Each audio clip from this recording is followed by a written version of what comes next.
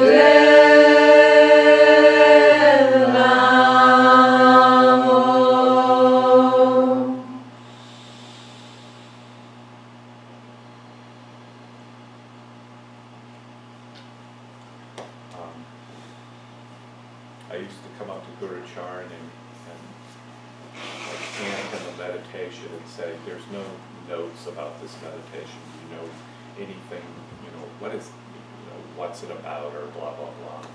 And he would just go, he'd look at it, think about it, and he'd just go into this space where you could see him mentally doing it. It's almost, I mean, I can kind of do it now too, where you picture yourself sitting there, picture yourself sitting up straight, okay, and you're going to put this arm up there, so you know that's going to bring the energy down through here, and you know this is the mantra, and you know that mantra. You know what the definition is, but you know what that mantra invokes, and all of a sudden you can place yourself in the space and you'll get this kinesthetic. I get kinesthetic, I don't know what he got. I'll get this sensation of actually doing the meditation for a moment, and you'll get this sensation of going, that's what this is about. You know what I mean? And it's just familiarity, it's just sitting in the space. It's nothing mystical, you're just tuning in to Kundalini Yoga, and you just, understanding starts to come without having to rationalize. Knowingness, we'll talk about this at some point this weekend, where intellect and thought gives way to knowingness, where you just know what it does. Which is why I hesitate, and I did the same thing, so I'm not saying I was better at the beginning than you. When you gravitate to the name of the meditation at the beginning, because that's all you know, is this must do that because that's the name of the meditation. You're going to get to a point where the meditation is going to tell you what it's about. If you just keep practicing, if you stay in the flow, if you stay in the energy, it just comes. Now, are your downloads in a book that you have? Like, do you always have the kriyas that you get in a book? Yeah, Like, I highly recommend this. One of them's falling apart, so I won't do it. What you should do is you should make yourself a yoga book. Okay. I highly recommend it. These are all the kriyas I teach. I have 2 of these books.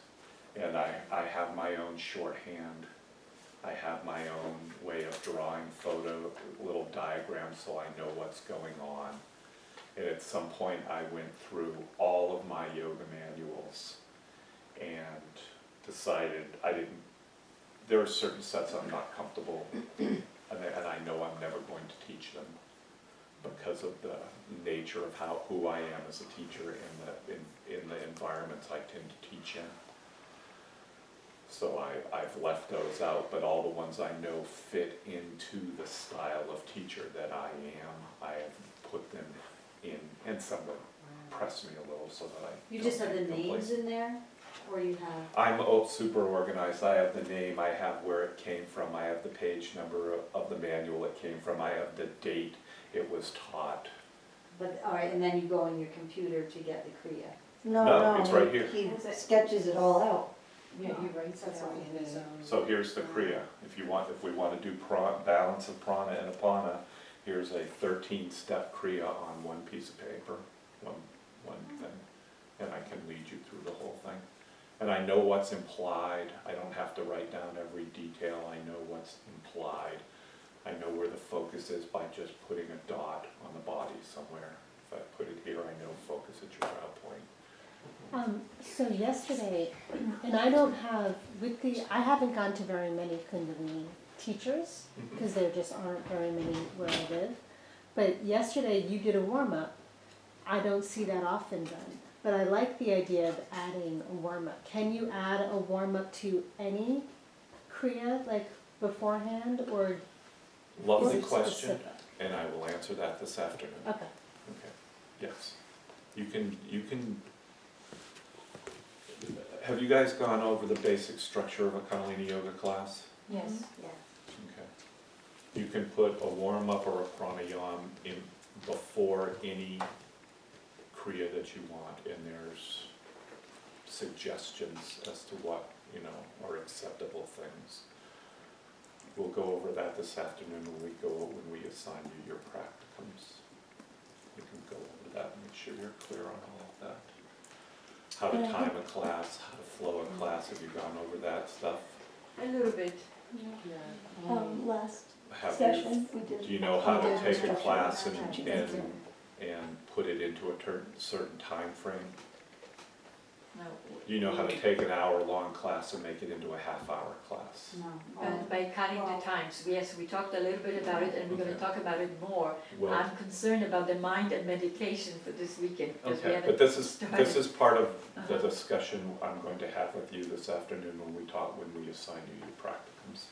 Yeah. I want to go over class structure, because it fits in nicely with discussing your practicums and what you're going to do for your practicums and how you may have to adjust the set we give you slightly to fit it in. but we'll go over it. all You'll again. have plenty of time to get your set and to work out your timing so it fits within an hour. We'll go over that many times, and there will be sessions that will be available for questions as well, so. Yeah, and this afternoon you're gonna start getting familiar with the set that you're gonna be doing at your practicum. So, any other questions? Any lingering questions from yesterday? I want to talk just for a little bit, a little more information, then we'll do a kind of a mid-morning little yoga thing. It won't be too much, but I want to give the people who weren't at sadhana. I don't want to overload the people who were at sadhana. I know there's a class coming at noon, but I don't want the people who weren't at sadhana to go all the way to noon without doing some yoga, so we'll do a little bit of something right in mid-morning, and then we'll come back for a little more information. Then there'll be another set at noon, okay? But we'll try and make the mid-morning one just enough to move around a bit, do a meditation, okay? All right, so we left off talking about consciousness and awareness. Let's do a few more Yogi Bhajan definitions, all right?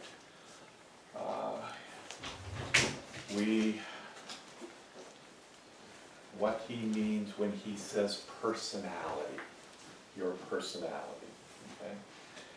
He first and foremost says your personality is not who you are. Okay?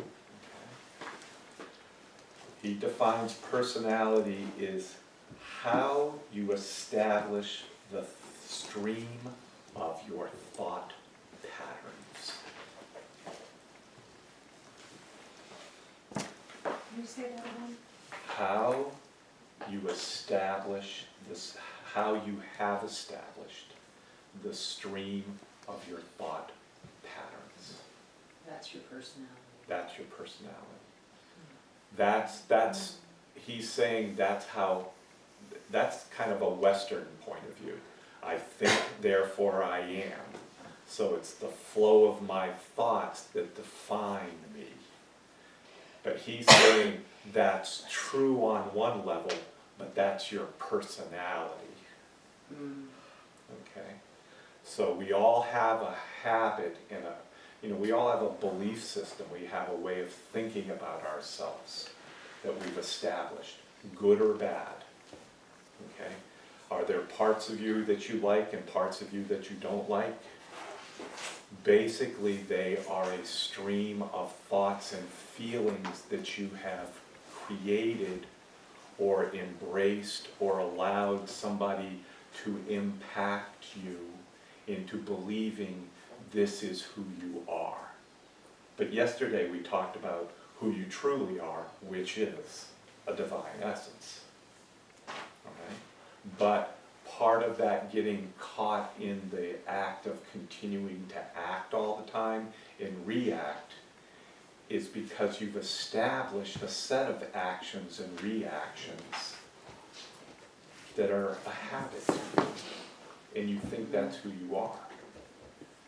My mother walks in the room and I immediately react. Okay? She does. I am already in a mode other than my essence if my mother walks in the room. Because I have a history of actions and reactions and habits based on my relationship with my mother. And most people have, most of your idiosyncrasies and your foibles and your patterns of behavior are established in your youth. They're either coming from past lifetimes or you're establishing them when you're young in relationship to your parents. Yogi Bhajan talks a lot about mother phobia and father phobia. Yep. Okay? Because when you think about it, when you're young, your mother and your father are gods to you. They determine your environment in a lot of ways. So a lot of your initial behaviors are concerned with how do I survive and accommodate the local gods. Okay?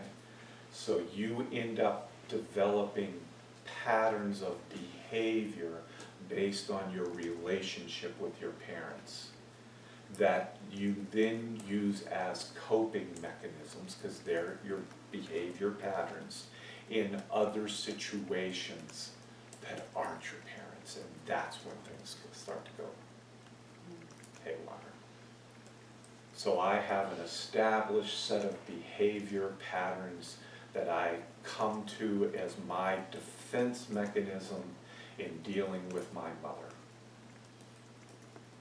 And they're strong, okay? But what happens is, as I walk through the world now, anybody who vibrates or carries the same energy or approaches me like my mother approached me, I now subconsciously react based on my personality, this set of applied thought patterns that I have, and go into how do I deal with my mother mode, even though my mother is not the one standing in front of me. And that person may not even really be demonstrating the same qualities, like, I guess I've noticed that, like, you perceive it that way, but. Right. Or they may be, because whatever my issue is with my mother, I have attracted now 3 or 4 women who are permanently in my life who all treat me like my mother does. This is my thing for this lifetime. I need to deal with the behavior patterns that I've dealt with my mother, because my suspicion is that it was also part of my samskara. And samskara is the tendencies that you have, behavior patterns, energy flows that you've created from previous lifetimes that go with you from lifetime to lifetime. This forms the basis of inherited karma. So if I don't deal with the issues around my mother this lifetime, chances are I'll have to come back another lifetime and be put in and I will choose parents again, because you choose your parents. I will choose to be born to a woman who will not be my old mother, but will have enough of the characteristics of my old mother, so that I'm forced to live through that situation again. That's the way I sort of comprehend this working. You get it? Mm-hmm. Because whatever those issues you have in your personality that do not reflect truth need to be dealt with. They're keeping you from seeing reality. All right? So the personality it's not who you are. And you have to learn it's not who you are. And it's not that I have to overcome them, because I don't think I'll ever overcome them, but what I need to do is become aware of it. So that every time the reaction starts to come, I'm aware that I'm reacting, and I can consciously choose not to behave like. I won't go to automatic mode and do the same things I do to my mother. You'd say, I'm feeling that energy. Oh my God, here's my mother again. Okay, but you have to look out and say, all right, but this isn't my mother. This is a different situation. I need to realize that it's not my mother. I need to not react. I need to center myself back in my infinite self. Clear the chain of action and reaction, and say, okay, what should I do now? All right. Get the idea? So I guess that goes for every relationship that you were not able to deal with, and you keep on repeating the same pattern until you actually deal with it. Yeah. Do you do some mantras when you have to deal with? There's things you can do. We'll talk about them. I don't want to jump too far ahead. A few more definitions. Ego. Remember I talked about buddhi, ahankar, and manas? And ahankar was the universal ego. Mm-hmm. Ego is your little bit of ahankar. Okay. So ahankar is what we call the ego of the entire manifest universe.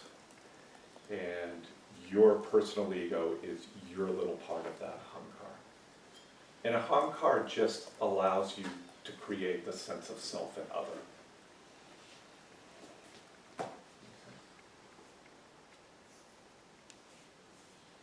It's your personal ahankar, it's your sense of I-ness. It gives you the ability to say me, not me. When you take the ego and pair it with the mind, it gives you the illusion of my stuff, my thoughts, my feelings, my emotions, my desires, my actions. Okay? Mind, mind, mind. When your child starts going mind, mind, mind, ego is becoming established. Mind, mind, mind, mind, mind, mind. Not yours, mine. Okay? I'm the only one who has these thoughts. I'm the only one who has these feelings. They're mine. And how can an other understand my stuff? Okay? You'll never understand my actions because they're mine. Okay? It's really that sense. The function of ego is to limit. By saying me, not me, you immediately exclude everything that's not you. So you're immediately limited. When your ego is functioning, you've divided the world into me, not me, and everything that not you does not concern you. And you're limited by that, by how large that is.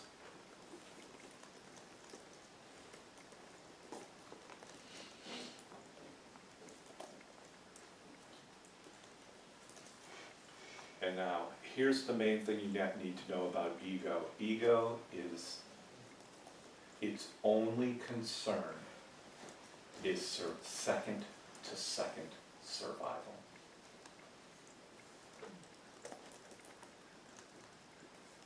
Ego will sell your long term for short term.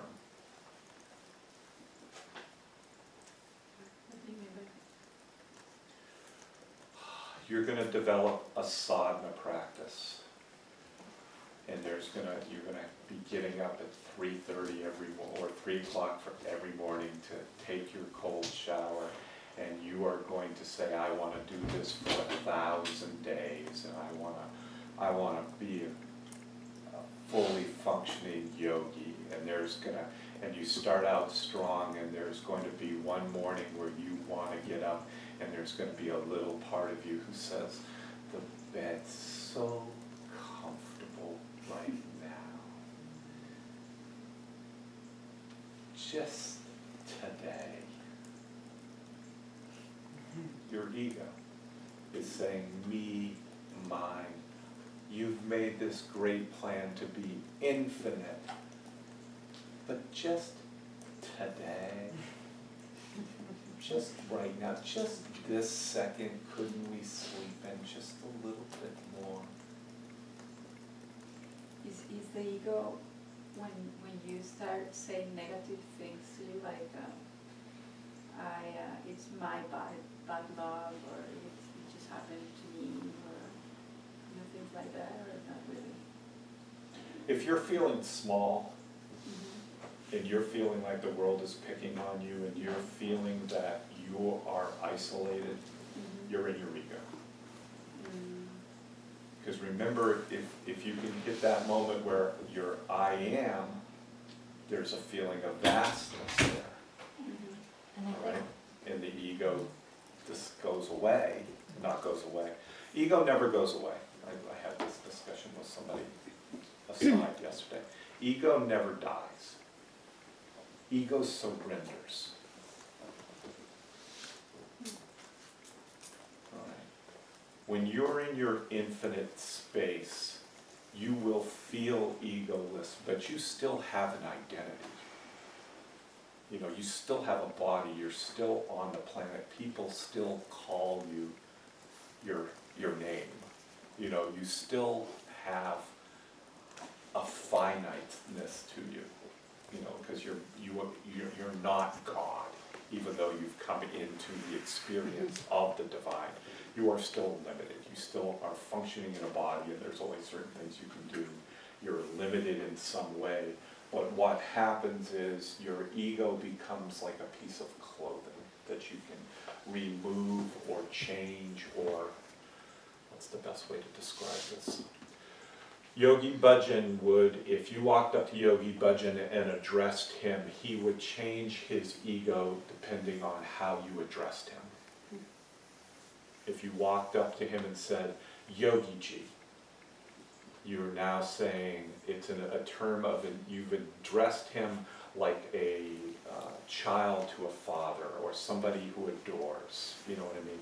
Almost a friendly lover, all right?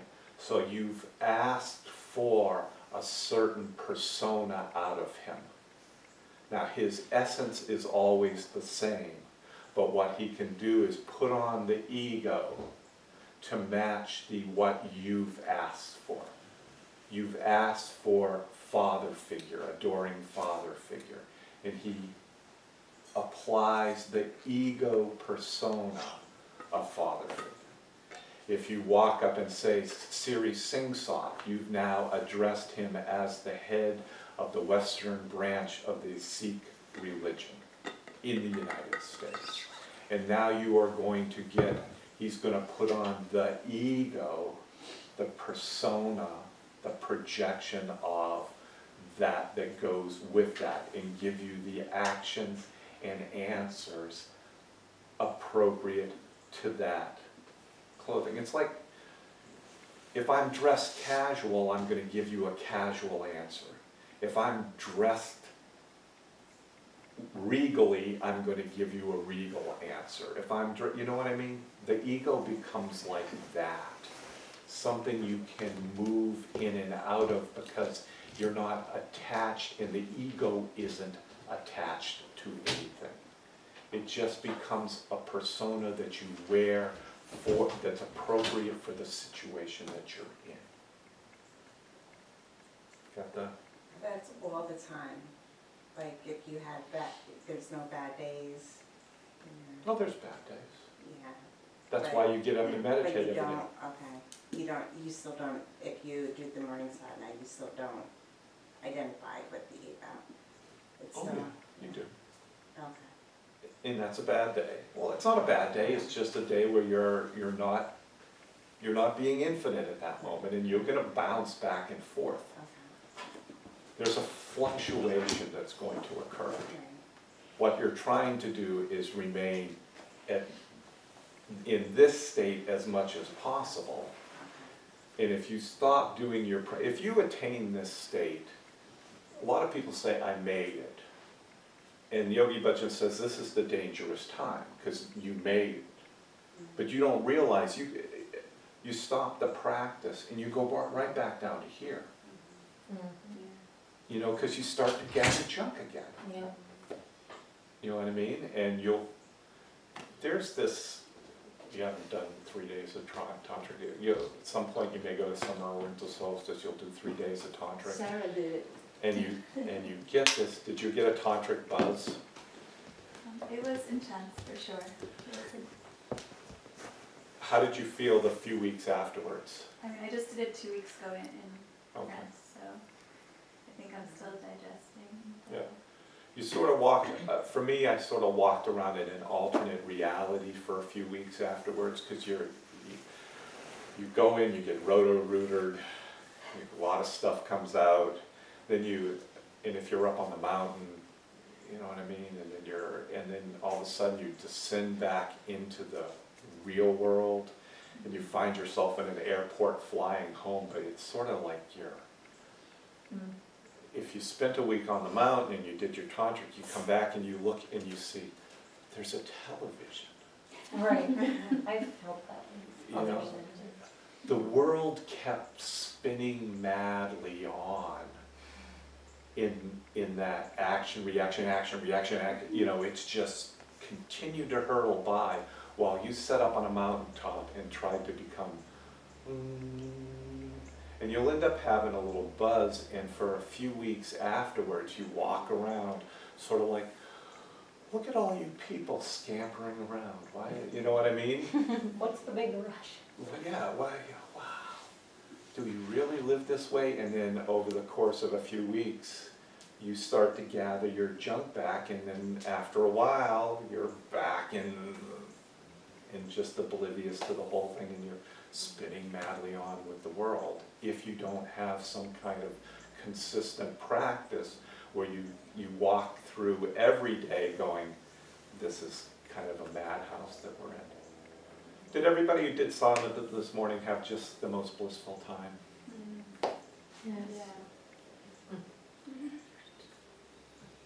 It's too new for you. It is blissful, I mean, it is, but I mean, yeah, not complete bliss, Yeah. for sure. little things that annoy you during the whole Yeah. thing.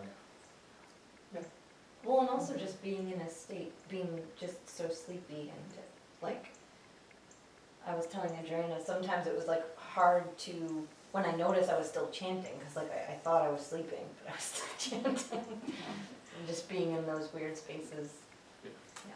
What you're going to find is sadhana is just a microcosm of life. You're going to have the same ups and downs in sadhana that you have during your normal day.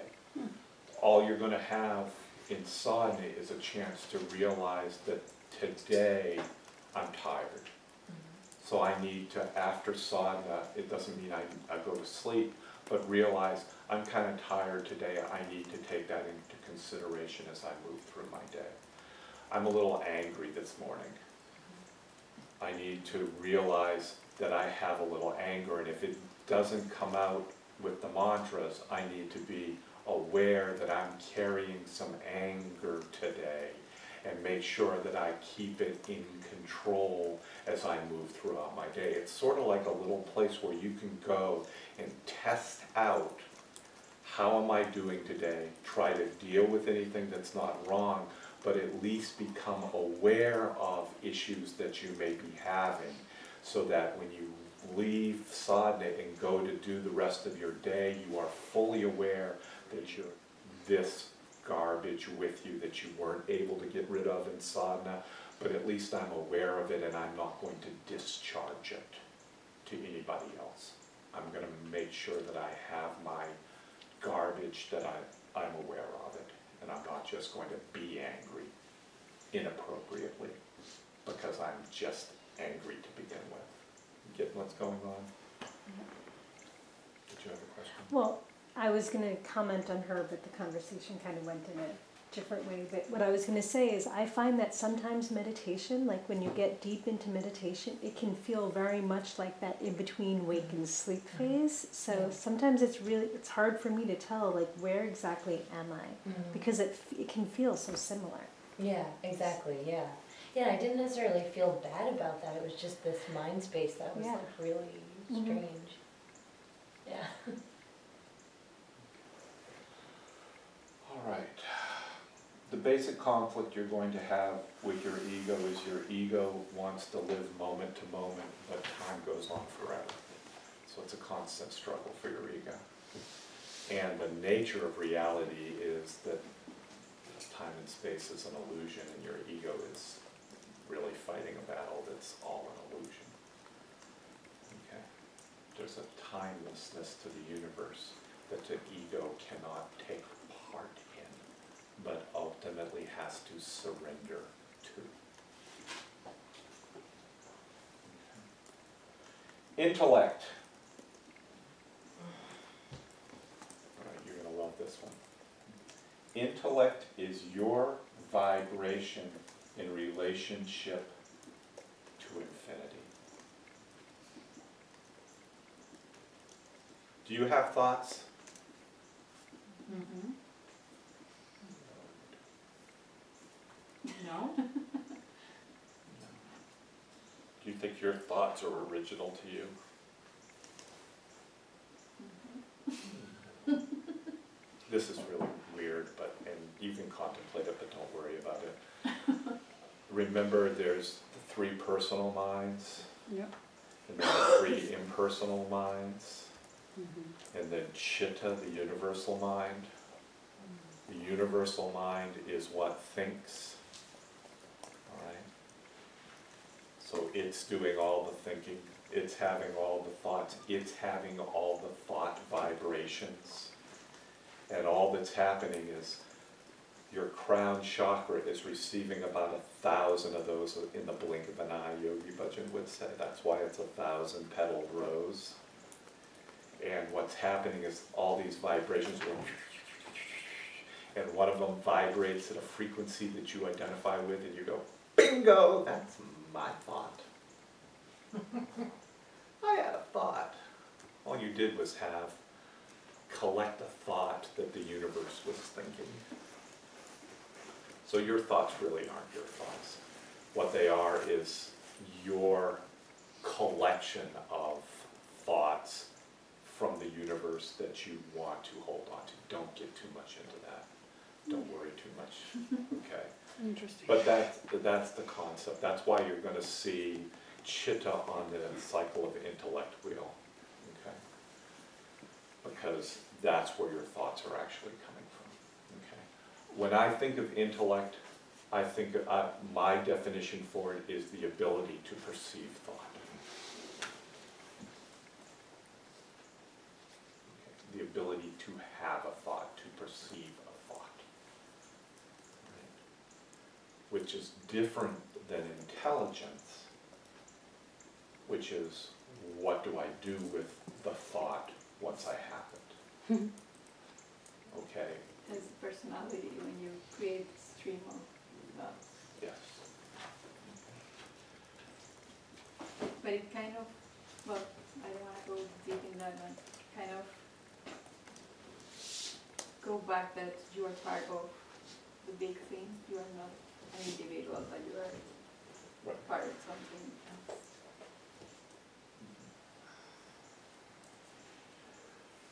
All right. Let's go back to ego again. Ego is the activity of the self in Maya. And that's big S self. That's your essence. The ego, sometimes you'll hear it referred to as the shadow of your soul, the shadow of yourself.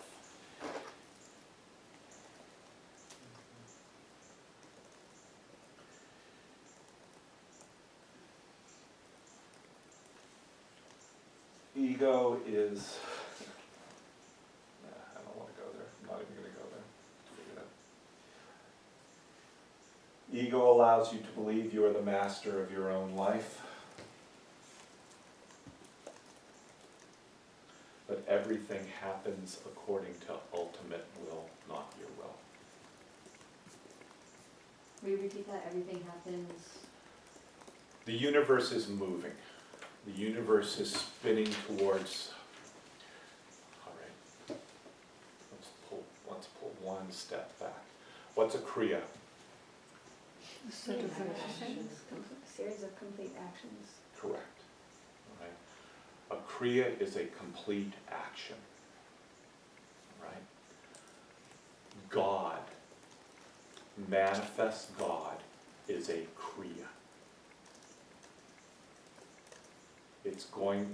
God is manifesting as a sequence of actions that will have an ultimate completion. And it has to happen. It's going to happen. The universe is moving as God wills it to through a series of actions towards a final completion. It's a kriya. You are in that kriya. You are part of that kriya. So it's going somewhere, therefore you are going somewhere. That's what we call divine will. Okay?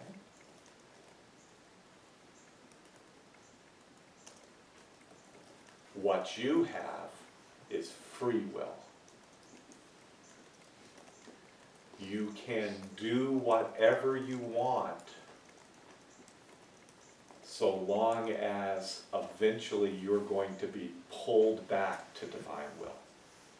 It's sort of like, there's lots of ways to describe it. There's a plane flying from LA to Boston. Okay? The pilot of that plane is under air traffic control. Right? Now, the pilot is allowed to veer, you know, it's like a corridor. Okay? So he doesn't have to go just straight and narrow. He can veer back and forth in this corridor. Okay? But the plane's going from LA to Boston, and it's going.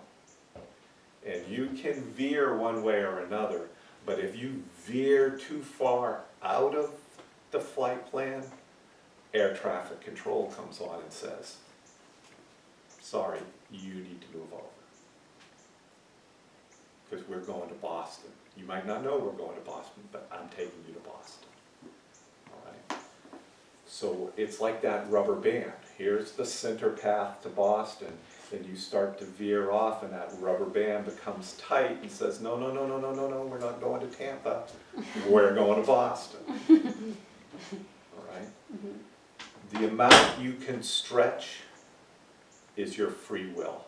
All right? It's the limits that the universe is going to allow your ego to veer away from divine will. You can always go high and low too. Right? And normally, the further you get away, the more painful life becomes. But you're going to get snapped back. Now, you can say that's predetermination and fate and blah, blah, blah, and say, well, the universe is bringing me somewhere, and why don't I get a choice, and blah, blah, blah, blah, blah, blah. And you can get into your ego, this is my life, I'll do with it what I want. You can actually do that. You can take lifetime after lifetime. You can refuse to fly. You know what I mean? But you're just going to have to come, I'm putting down in Des Moines. I refuse to go any further. Fine. Well then, next lifetime, you're going to Boston, but you're starting from Des Moines instead of from LA. You know what I mean? But it's not about, it's about saying, the joy comes from saying, I'm going to Boston. I figured out I'm going to Boston. Hey, traffic control, what's the easiest way to get to Boston if that's where we're headed? It's not about me, it's about saying, oh, guess what? We're going, the universe is going this way. Do I want to go willingly, or do you want to get dragged along kicking and screaming? Do you want to co-create reality? Do you want to fly well? Do you want to fly at ease? Do you want to glide and just be the perfect pilot along and have the universe support you? Or do you want to veer left and right and take a long time and put the passengers in danger and create a lot of havoc, even though you're going to go to Boston? All right? Yogi Bhajan, somebody asked him, you know, does God really intervene? Did I tell you the traffic sign story? Okay. No. He said, I don't believe in God. I don't believe God will correct. And he said, okay, let's take a drive. This is one of the classic Yogi Bhajan stories. All right, get in the car. This is LA, lots of four-way stop signs, four-way intersections, stop sign everywhere. All right. Okay, approaching the intersection. Yogi Bhajan says, drive. Don't stop, just drive through the intersection. The guy's like, what? He goes, I'm your teacher, go, drive. So it just ran the stop signs. Came up to the next intersection. I want you to run the stop signs again. Ran the stop signs. All right. Came up to the next intersection, ran the stop signs, didn't make it to the next intersection, goes, wow, wow, wow, wow, wow, wow, wow, wow. And he goes, look, God came to stop you. You can't keep making the same mistake because there are checks and balances. We're not going to let you do whatever you want to do. The universe has a correcting function to it. Because you've got at times you're going to get lost. It's more like somebody to gently guide you back. And that's so Because- gently. Yeah. And then when the guy pulled him over, he tried to say, my teacher told me to do it, and Yogi Bhajan supposedly said, I've got nothing to do with this. It's like you wanted to be proved, now here's the consequence. There's also a consequence to acting inappropriately. There's a karma to be paid. And here you go, here's the cop and the karma and the correction, all said and done. It'll cost you so much money and you've learned the lesson. Right? That's the way it works. What happens is, I'm going to go really off for a second. Here's you as an essence. If you're sitting, if your ego and your essence are everything's in alignment and the ego is listening to the divine and mind is focused, you're just centered in yourself. All right? What happens is, if you become egoic and start to think you're anything other than this, you move away from that center. Okay?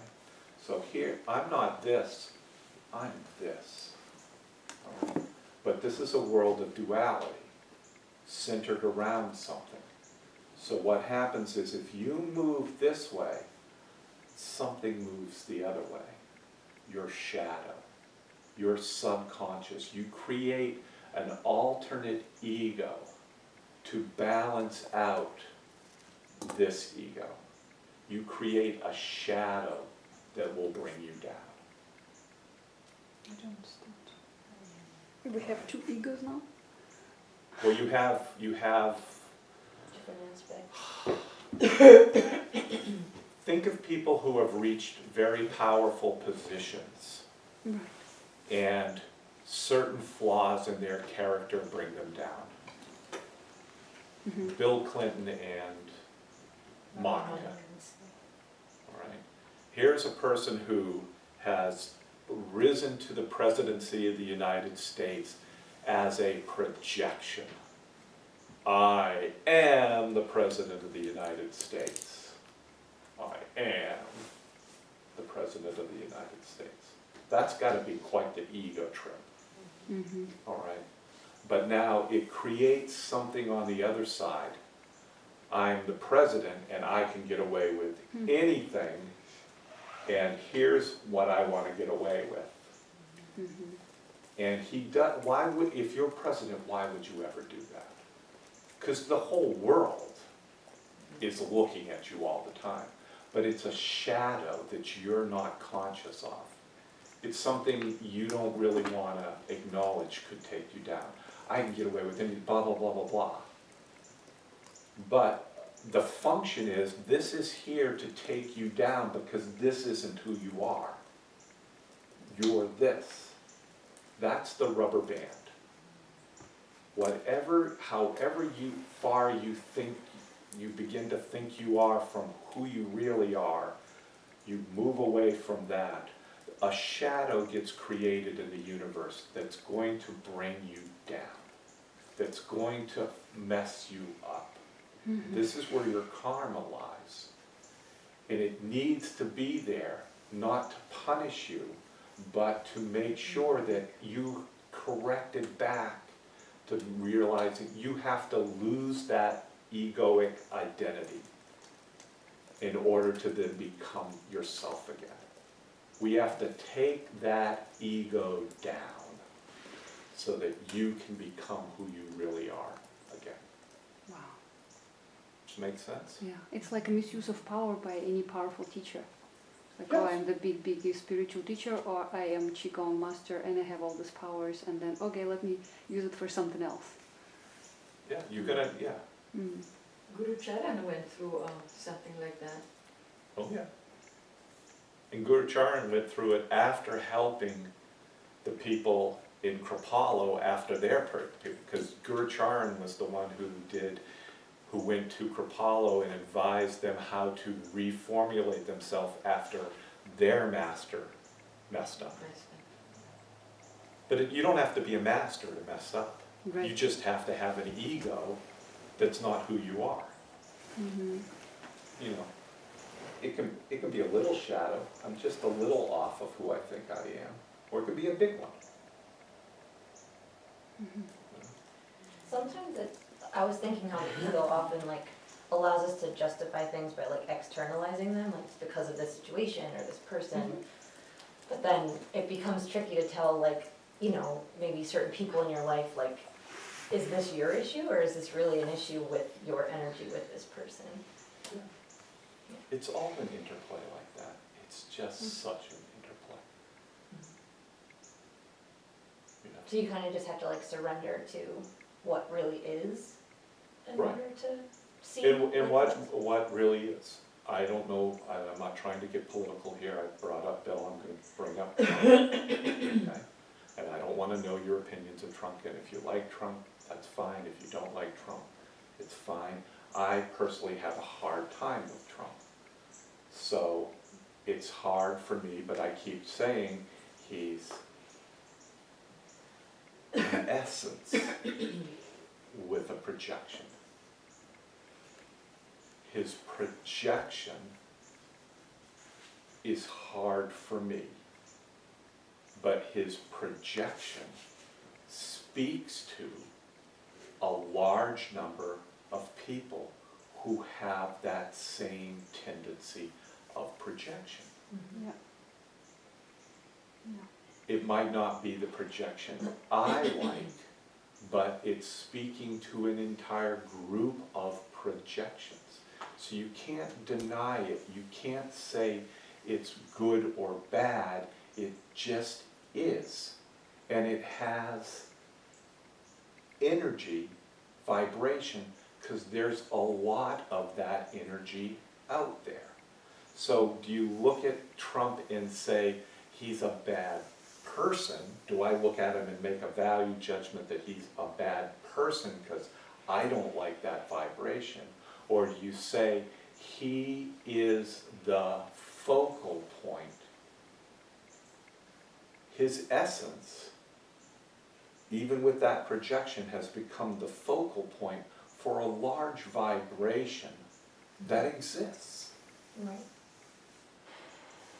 Whether you like it or not, whether it's the vibration you identify with or not, it's a fact that this vibration is out there, that this reality is out there.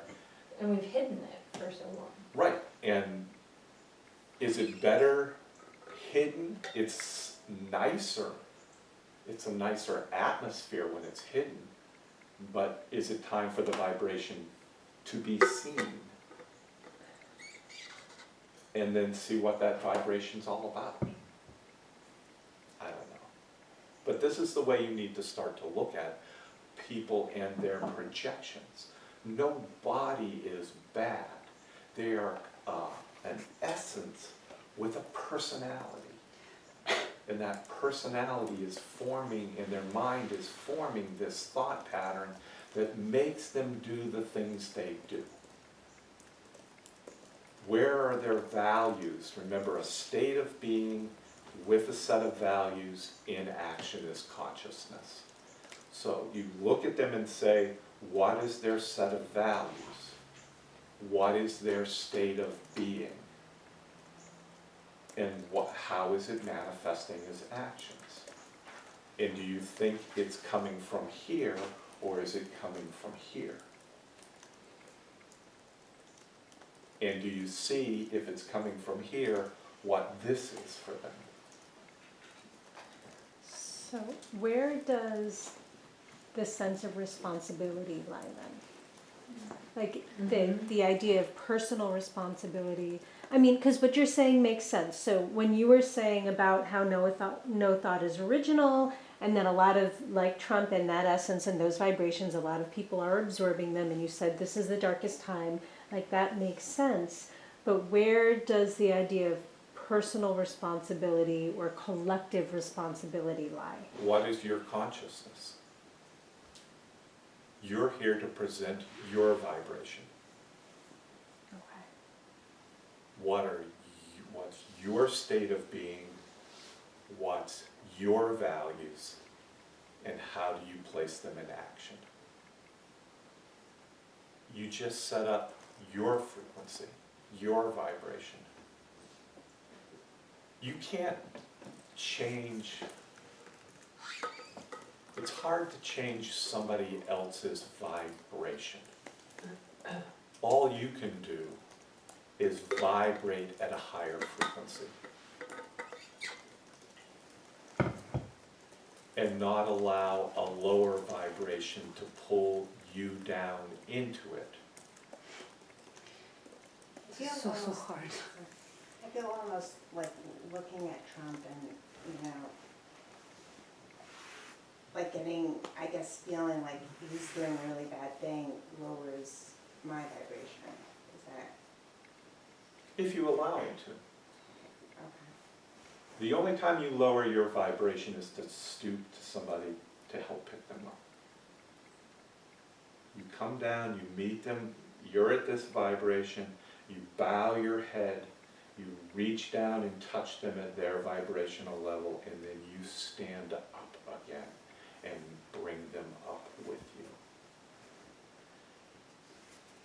Right. So all those protests and everything, do you think that that was, well, it doesn't matter, right? Do what you feel in your consciousness needs to be done.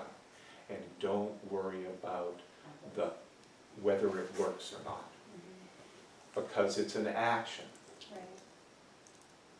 But it doesn't define whether it succeeds or fails. It doesn't define you, because you're an essence. So if it doesn't work, don't get down. Find your essence. What's your essence? What's your values? What's your state of being? Take another action. That's how the world works. You know what I mean? No, I actually pray for Trump because it's, you know. I shouldn't have brought him up. It was- I'm sorry. All right. What time is it? 9:56. 9:56, 10 o'clock. Okay. Let's just do a little bit of yoga and we'll come back and talk some more.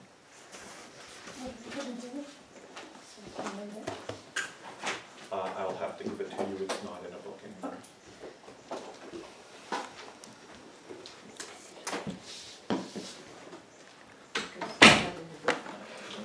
Right. Let's just do something fun for a moment. I'm going to treat you like my high school kids. Please come standing up. Oh wait, does everybody need to run to the bathroom really quick? Appreciate it. Yeah. I'm sorry, to be honest, she'll make the salad. 9:45?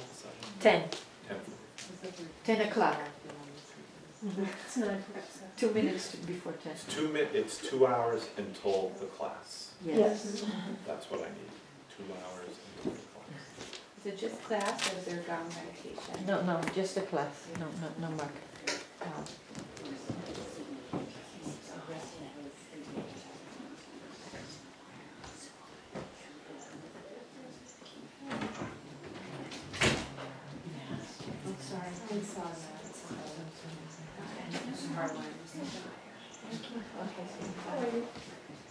Did you have a good week?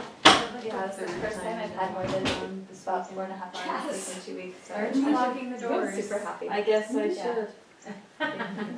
You needed it, I right? needed it. Do you lock the door when you go in there? I do. I mean, I guess I should. No, I I feel like come my out, almost so you never know if Like I said, by Monday I'll feel like myself. So, And then I we- try, sometimes it's like I know. during election, I try to not shut the door. This is good, right? Is there any tea left? Do you want me to bring more tea? I think that's pretty much done. And that one too? I didn't realize it was tea actually. Yeah. And then there's It's in two. Oh, yeah, this one is full. Oh, man. Oh, man. Oh, okay? man. This is really sleepy and I keep trying to wake myself up, but. I did, I had, I said, this is mine. I ate this very ripe, Yeah. delicious. Well, we'll do something And with what's this, hummus?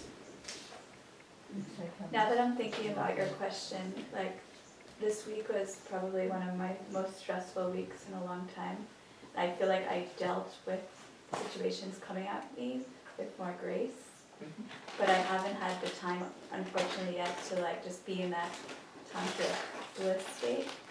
But, You just have to deal with it. but just dealing with my difficult clients and travel across the country from Paris, like a lot of things that probably would have been much more stressful, were eased by the medicine of the meditation. What do you do? Which you travel so much? I do a lot of consulting and cooking for groups or retreats. So, cooking for a Burning Man camp at the end of the month. Wow. That's why Gitanjali said I really missed it last. Alrighty, doesn't matter where you start from, but what I'd like you to do is reach your arms straight up in the air. Come up onto your tiptoes. Stay on your tiptoes and walk around the room, please. You have to smile at people as you walk by.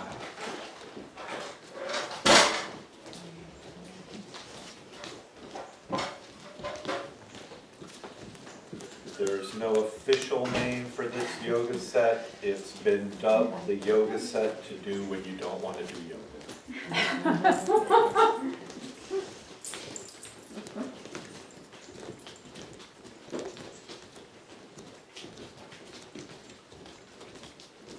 It's a modeling class.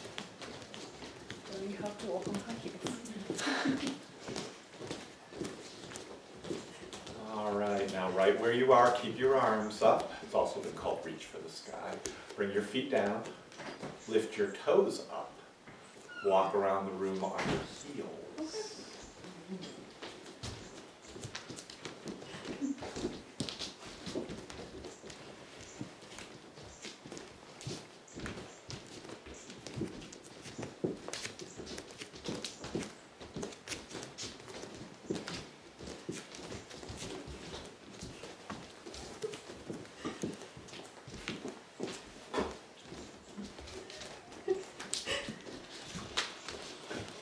I don't know who's kind of yoga. It's weird. I like the bear one. The bear one. You're like this. Oh.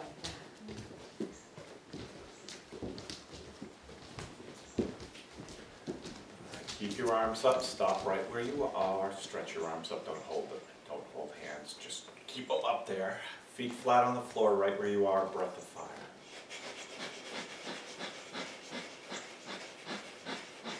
Or deep breaths if that's better for you.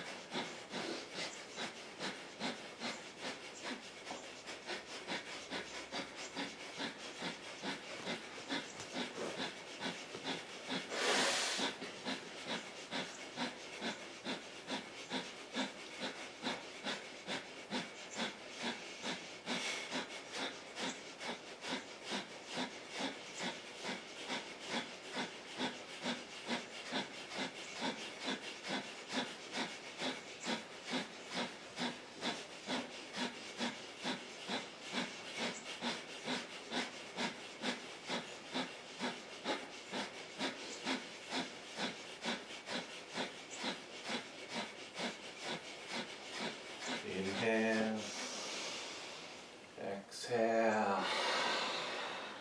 If you're a mother-to-be, I want you to lean forward and try and grab your knees.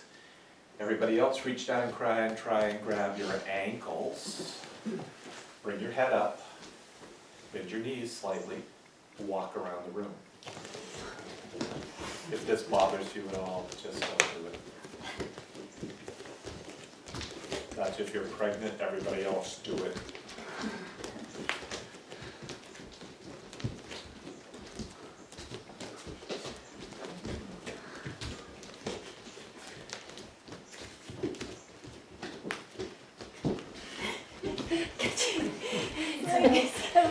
He's racing. Through the tunnel.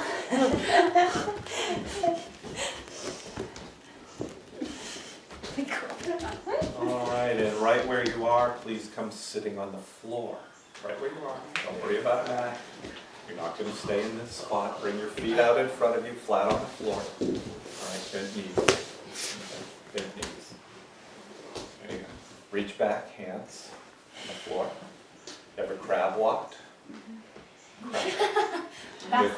Lift your rear in any direction. Forward, backward, sideways. Crabs move in all directions. Just move.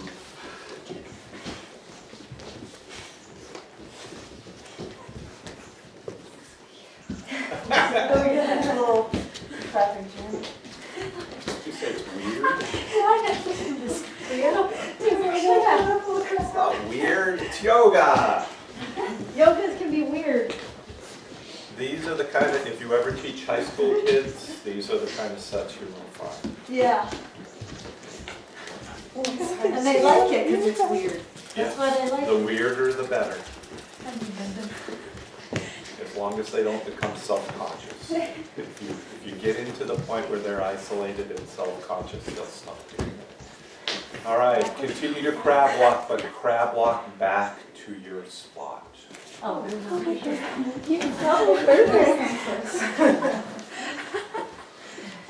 Some people benefit, some people have a long way to go.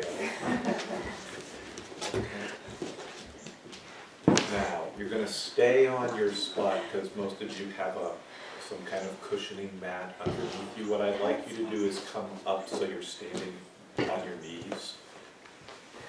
Now you angle your arms downward and out a bit. You try and lift your feet up off the floor and you penguin walk on your knees around your back. If you have really bad knees, this is not your exercise. This is an awesome exercise.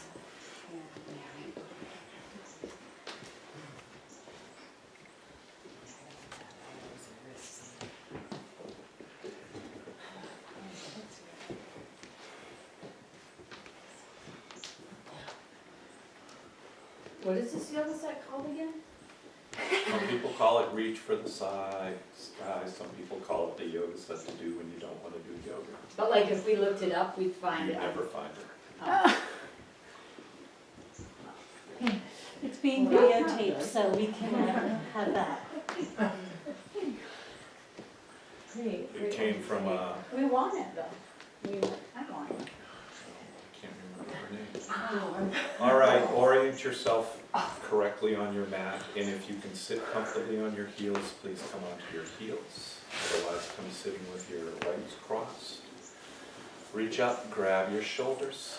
Inhale, twist to the left. Exhale, twist to the right.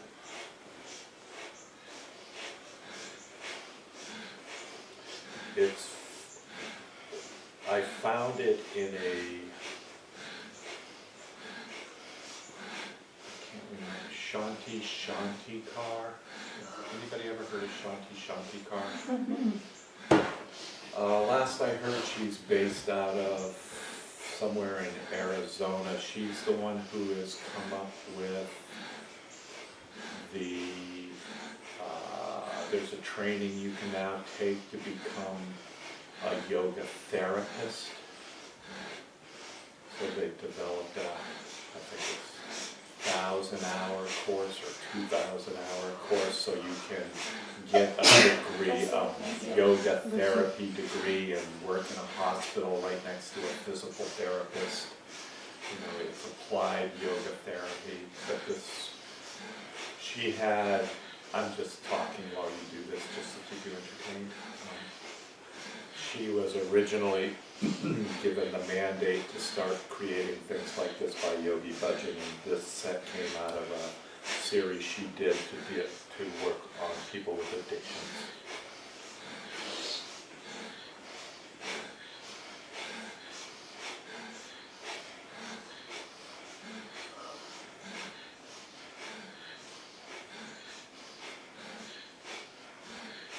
Please hold the posture, center yourself, inhale, exhale. Now you're going to relax your arms down by your sides. If you can, bring your palms flat on the floor or whatever you can touch. You want to make your spine very straight. You're still on your heels if you can be. Okay. And you're going to lift your head. You're not going to just jam it backwards. You're going to tilt it up and back. All right? Find a position you can comfortably hold, and please begin breath of fire.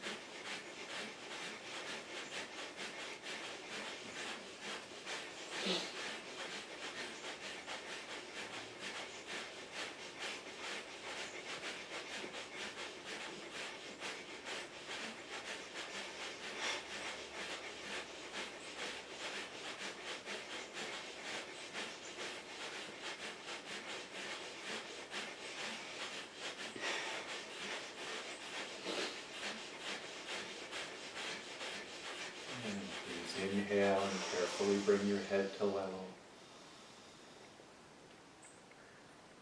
Exhale. And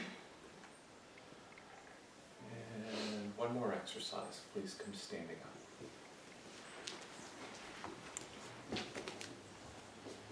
This may or may not be might be something you don't want to do, but for the time being, we're back to arms up. Hold the posture, stretch your arms up, inhale, exhale, inhale, exhale, inhale, exhale, inhale, and this time as you exhale, lean forward, try and touch your toes, exhale down. Inhale up, exhale down, inhale up, exhale down, inhale up, exhale down, and now you stay down and relax the best you can in the posture. Let your breath become slow and rhythmic.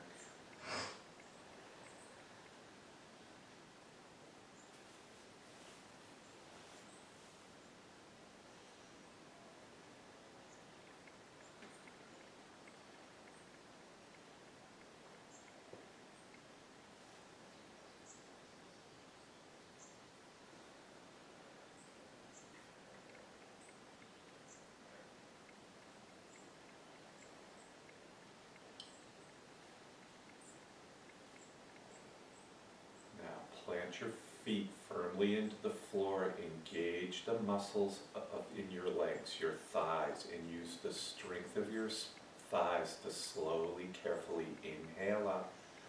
Use the strength of your legs, don't pull with the back. And just come standing up straight for a moment, head over heart over hips. Shoulder blades relax down your back. Just get used to being upright again for a moment.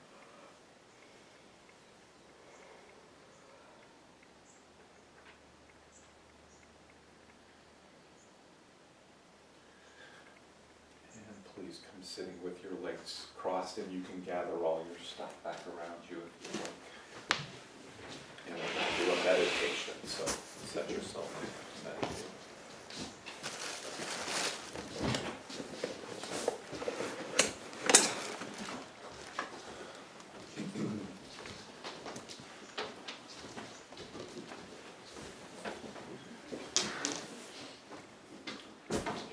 Write down this date.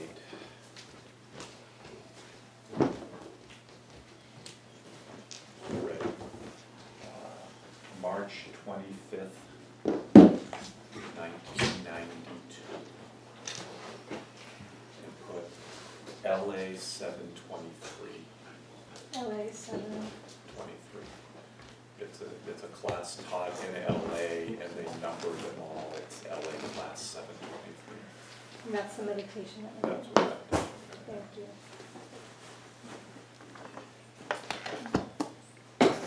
It's not published anywhere, I just watched the video and thought about the video. It's a meditation to adjust the brain and increase intelligence. He said it should be taught to all children. You should do it at an early age. All right, let's skip to the end first, all right? At the end of this meditation, the last portion, you are going to be chanting hummy hum, brum hum, okay? I'll put it on the tape. But when you chant it, you are not allowed to use your lips. All right, so you can only, your lips stay open, you can only use your tongue to try and make the sound. So it ends up sounding something like this.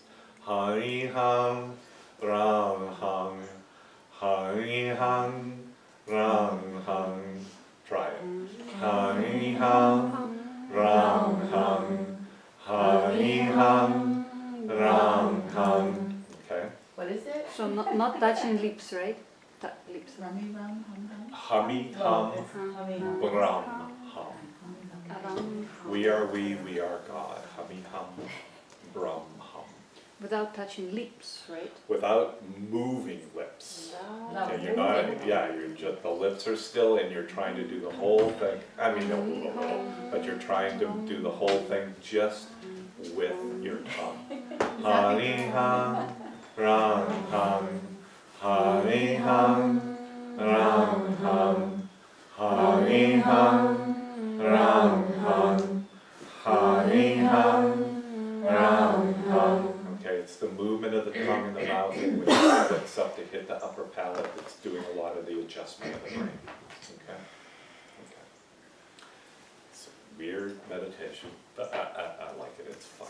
What's the point of not moving the lips? Are you using different brain centers or something like that? You're getting different stimulus.